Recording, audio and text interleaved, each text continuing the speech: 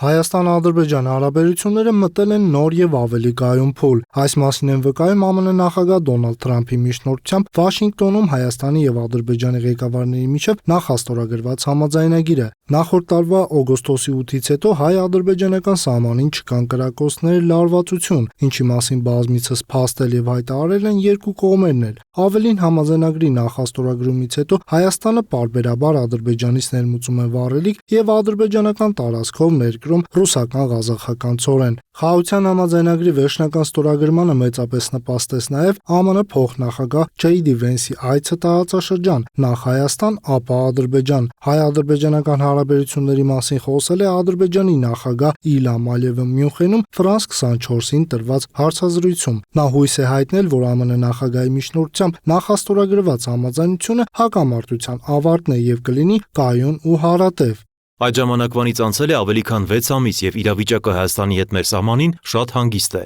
Կրակոցներ, զոհեր չկան։ Կասկած չունեմ, որ թրիփ նախագիծը կիրականացվի։ Այն Ադրբեջանի հիմնական մասը Հայաստանի միջոցով կկապի Նախիջևանի հետ։ Ալիևը նշել է նաև, որ իրենց երկիրը մինչև սահման կառուցում է 400 կիլոմետր երկարությամբ երկաթուղի, եւս 200 կիլոմետր էլ վերականգնվելու է Նախիջևանում։ Ալիևը կրկին խոսել է Հայաստանի սահմանադրությունում փոփոխություններ կատարելու անհրաժեշտության մասին, ընդգծելով, որ խաղաղության համաձայնագրի վերջնական ստորագրումը կապված է դրա հետ։ Երբ փոփոխություն կատարվի Հայաստանի սահմանադրության մեջ, հաջորդ իսկ օրը կարող ենք ստորագրել խաղաղության պայմանագիրը, սակայն արդեն իսկ Ադրբեջանն ու Հայաստանը հասել են խաղաղության։ Ինչ վերաբերում է Լեռնային Ղարաբաղի բնակչության վերադարձին, դա կարող է դիտարկվել միայն փոխանակության սկզբունքով, շարունակել է Ալիևը։ Հայաստանի սահմանադրության մեջ փոփոխություններ կատարելու Ալիևի պահանջին բազմիցս անդրադարձել է վարչապետ Նիկոլ Փաշինյանը, ընդգծելով, որ այն Հայաստանի ներքին գործն է եւ չի կարող խանգարող հանգամանք լինել Ադրբեջանի հետ հարաբերություններում։ Հեռուստաալիքին տրված հարցազրույցում Ադրբեջանի նախագահը խոսել է նաև Բաքվում պահվող հայ գերիների մասին։ Նրա խոսքով Վենսի այցի ընթացքում այդ հարցը